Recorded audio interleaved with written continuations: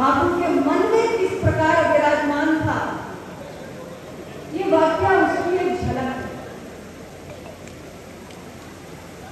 राष्ट्रपिता महात्मा गांधी ने केवल देश की आजादी का स्वप्न नहीं देखा था, अपितु उन्होंने भारत स्वच्छ बने यह स्वप्न भी देखा। श्री लाल बहादुर शास्त्री जी की भी जन्म जयंती है, जिन्होंने जय जवान जय किसान का उद्घोष किया, जिन्होंने भारत में अनाज का संकट होने पर अन्न को लेकर आत्मनिर्भरता का संकल्प लिया और इस राष्ट्र की प्रगति में उन्होंने बहुत बड़ा योगदान दिया। ऐसे हमारे पूर्व प्रधानमंत्री को भी मैं सबकी ओर से आदरांजलि अर्पित करती हूँ कि भारत सरकार 33% के आरक्षण की व्यवस्था संसद से कर रही है। यहाँ हमारी महिलाओं ने संदेश ग्रहण कर लिया, 1/3 जगह में वैसे ही महिलाओं का कब्जा है।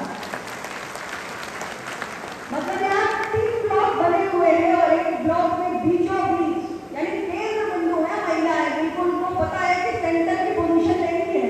सबसे महत्वपूर्ण ब्लॉक में हमारी महिलाएं बैठी हुई है, मैं उनको बहुत बहुत अभिनंदन करती हूँ। आज उत्तर प्रदेश के सदन में हमारे 13 सदस्य मौजूद हैं और देश की लोकसभा में हमारे पार्टी के 2 सदस्य मौजूद हैं। और मैं आप सभी साथियों से आज यही कहने आई हूं कि लोकतंत्र में संख्या बल ही आपकी असली ताकत है।